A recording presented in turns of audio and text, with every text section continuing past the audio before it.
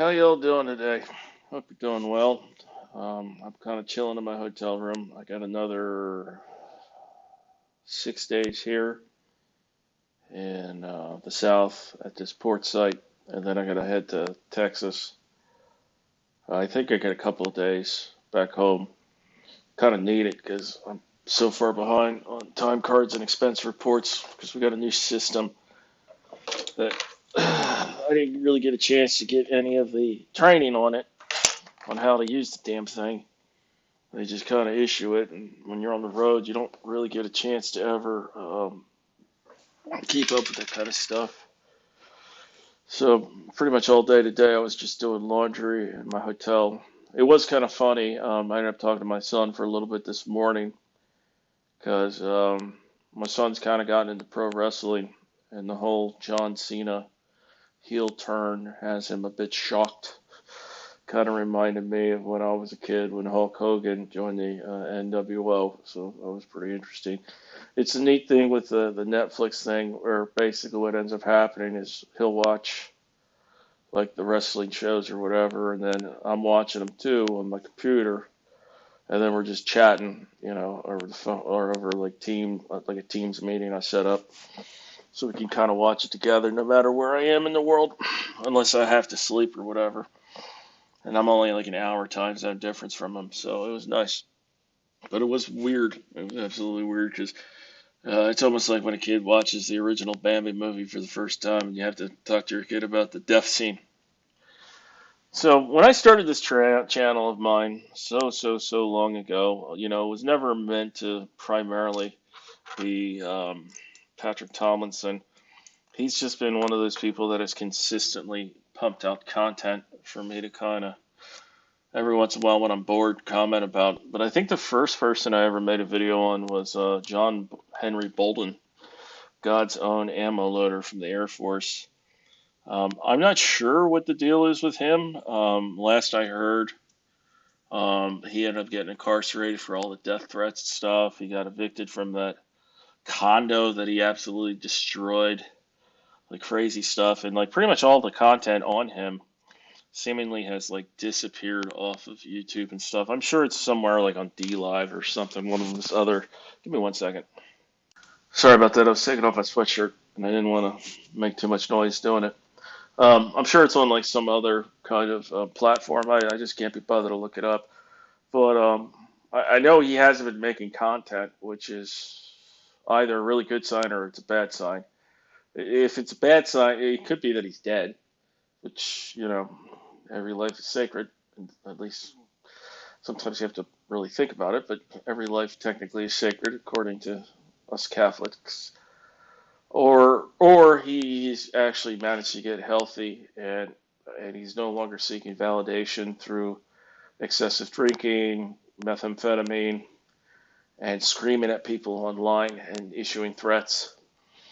So I think that's kind of a good sign. Although I noticed that his Facebook still has a lot of his videos up. I think he's been locked out of his Facebook, maybe. Maybe he's forgotten he has it. Or maybe he just doesn't have access to it. So that could be a sign that he's in prison or whatever. I don't know. I just haven't bothered to look it up. But then the other person that I kind of followed a good bit was this Leticia woman.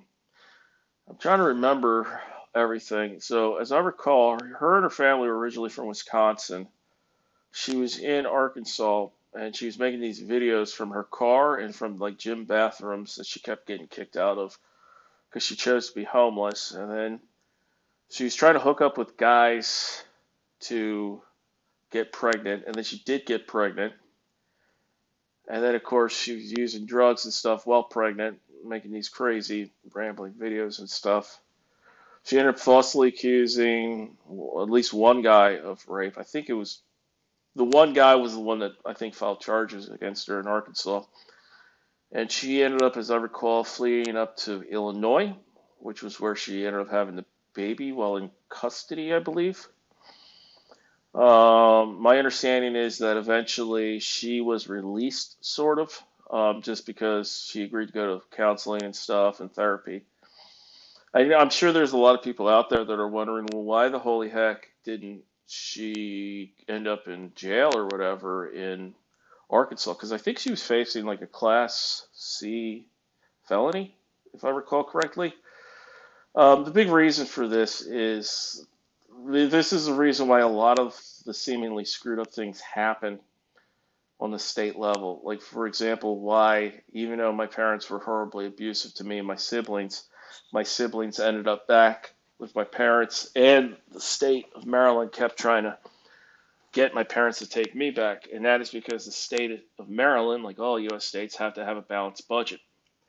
So if Arkansas wanted to incarcerate somebody like Leticia, they would actually have to pay a shitload of money, go through a court proceeding to get her extradited, and like they'll have to pay for her to be transferred all the way down to Arkansas and then throw her into jail. And that's a big financial investment into somebody like Leticia. So the state of Arkansas's mind was probably like, as long as you never come back to this fucking state again, we're even. Like, just don't ever come back here. So, starting like 10 days ago, Leticia has been pumping out the content, pumping it out like multiple times a day. Apparently, she was involved with this guy here, her fiance. And now it seems like she's been really super frantic because it sounds like the relationship between him and Leticia is over, which is probably a good thing. I again trying to figure out what's going on with Leticia is kind of difficult because like all of us, she's an unreliable narrator of her own story. I'm an unreliable narrator of my own story. The impression I definitely get though is that this was a horribly abusive relationship, I mean, which is sounds like it's typical for every one of Leticia's relationships that she's had. Like, for example, with her ex-husband, whom she shares a child with, that she's not allowed to be anywhere near. Um, Leticia has in the past admitted that she's gotten physical with him, like hitting him with a fucking frying pan and shit like this. Um, I suspect a lot of people always wonder how men and women both get into abusive relationships. And what I think people tend not to realize is it's not like day one, it's a toxic abusive relationship. It's something that abusive people know how to groom their victims. You know, they don't just start day one by slapping you around kind of thing, or being emotionally or physically or sexually or mentally abusive. It's a gradual thing.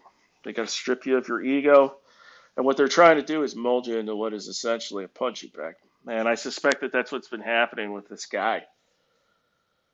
Um, I I think if I'm reading the tea leaves correctly, what ended up happening was the guy's mother, like they were visiting the guy's mother or something, and like she took exception to the way Leticia was talking to her son.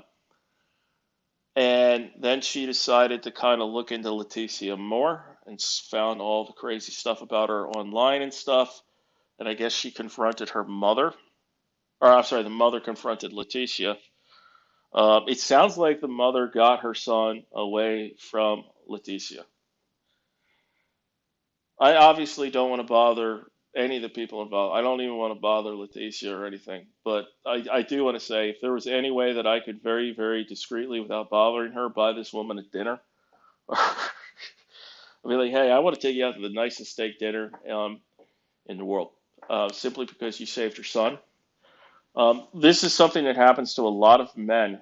You know, I think because the way our society tends to portray spousal abuse and and so on, there seems to be a real impression that abusers are always men and the victims are always women, and that is certainly not the case at all.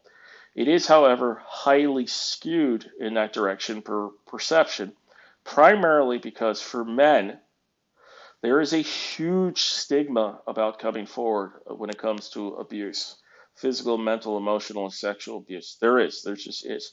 This is one of the ways that someone like me, who has anti-social personality disorder, aka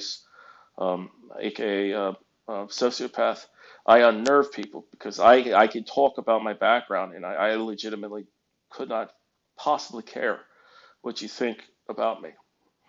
But for most men, that's not normal. And so there's a lot of shame and so on, where men will try to hide it. Um, and kudos for this woman for recognizing that her son was really in trouble and not backing down. I get the distinct impression that this woman ended up actually having a the police get involved. Because there's a video live stream, one of these, where Leticia is driving around her car ranting and raving about how cops shouldn't be allowed to touch people, the usual craziness where she would get, like 2 years ago. So I have a feeling that where she's probably not allowed to be anywhere near this guy. Um, and again, this isn't something where somebody just goes on a blind date and you're like, "Ooh, you like to be a controlling, manipulative, destructive person. I want to hook up with you." No, what ends up happening is people like Leticia, and even for me, I'm kind of the same way. Like if I'm meeting someone for the first time, I know how to modify my behavior to trick them into thinking that I'm normal. I just find it exhausting to do that for long periods of time, but I can do it if I have to.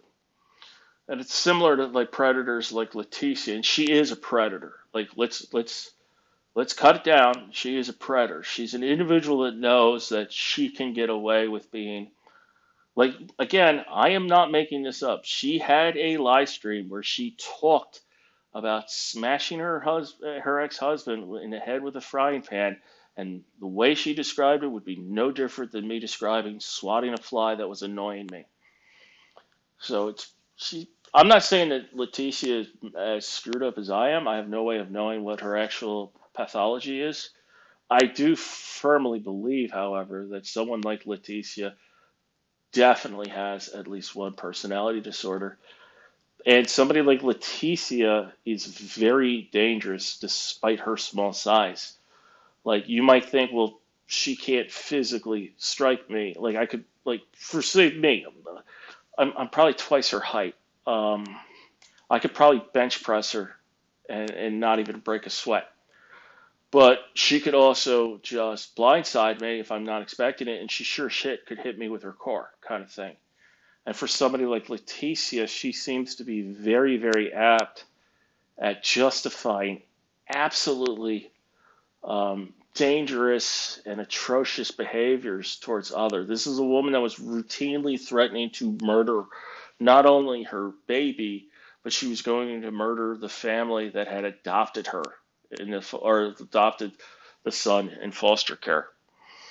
So, like, you know, it's depressing. I had really hoped that she had turned a corner because at the end of the day, if Leticia is healthy and normal, she's unlikely to be a threat to others. Clearly, she's still a threat. I suspect what's going to end up happening is she's going to keep spiraling. It looks, at least to me, from the limited amount of live streams that I've seen, that she's back with her screwed up mother in Wisconsin. I don't know if Angel's back in prison, like gangbanger. But yeah, it's screwed up. It's messed up. I really hope that this guy learned his lesson. Well, I don't want to say he learned his lesson. One, I hope this guy is going to therapy. For somebody that's in an abusive relationship with somebody like Leticia, it's not as simple as just breaking up the relationship. This guy should go to therapy for this. He should find a safe place where he can open up and talk about it because the guy is a victim. He absolutely is a victim. Again, nobody just like people like Leticia can be incredibly manipulative. So if you're thinking, well, God, this guy's stupid for putting his dick in crazy, you got to realize Leticia wasn't acting crazy when she first met him. She groomed him. She groomed him.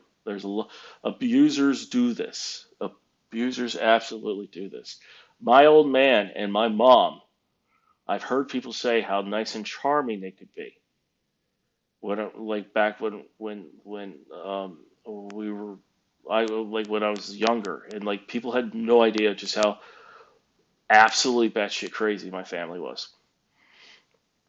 It really wasn't until my parents' drug and alcohol abuse got really out of control that people started noticing that there was a serious problem. But like all of us that are like this, we know how to manipulate people to get the reaction that we want. So it's a shame. I was really hoping she had turned a corner. I guess not. And I think she's going to keep churning out content until she'll probably end up threatening to kill somebody. She'll probably end up threatening to kill the wrong person, or like, you know what I mean? Like she'll probably threaten to kill an elected official or somewhere. She finally gets into a little bit more trouble. But again, it's going to probably be the same situation what happened in Arkansas, where um, she's just going to be roving around, just posting crazy crap on social media, and then the people that follow her and comment, they're going to be exploiting this situation, kind of encouraging her to do even more outlandish shit until eventually she gets arrested. And it's all content for a lot of people. So, of course, you'd say, well, Smith, you're guilty of that too. Yeah, I guess. I mean, it's not like I try to take super chats or whatever, though, and I certainly don't have advertisements on my YouTube. If there is anything to take away from this, though, if you have a family member and they're in a relationship, and if you've noticed that their behavior has really changed, like they're not as open as they were before, if they're just not around as much as anymore, especially if it was somebody that was really open and loving, and then you don't see them as much anymore, and then they're really, really cold, or they're really, really guarded about everything, like they're always walking on pins and needles. This is a sign that your loved one is probably in a very abusive, toxic relationship, and you want to do what this guy's mom did. Don't let it go. Because let's be real, this mother probably saved her son a shitload of heartache. Because good, I think Leticia has something on there where she was claiming that she was pregnant by this guy.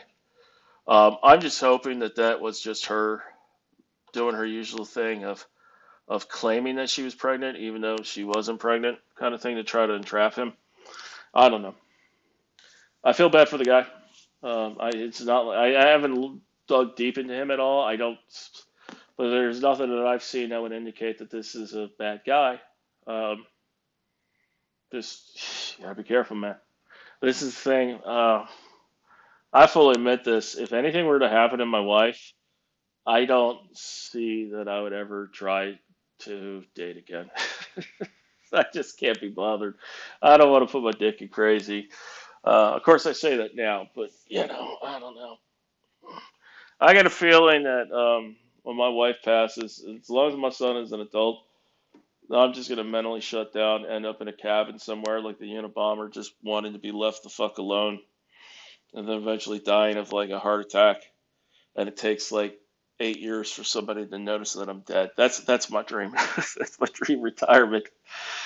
Again, I'm a little bit weird. Well, I hope you're all doing well. I hope you're all taking care of each other. I hope your weather is kind of like what I'm dealing with here. The weather here has been wonderful. I hope it's like this when I'm on the crane tomorrow, because I don't like heights. And I hope it's a nice soft breeze coming off the bay as opposed to like high winds, because these cranes can really move. And we're trying to troubleshoot the gearbox for the gantry on one of them, and it's absolutely flipping terrifying how much slops in the gearbox. Very terrifying. But anyway, I'm going to let you all go. Take care of each other. Excuse me. Ciao.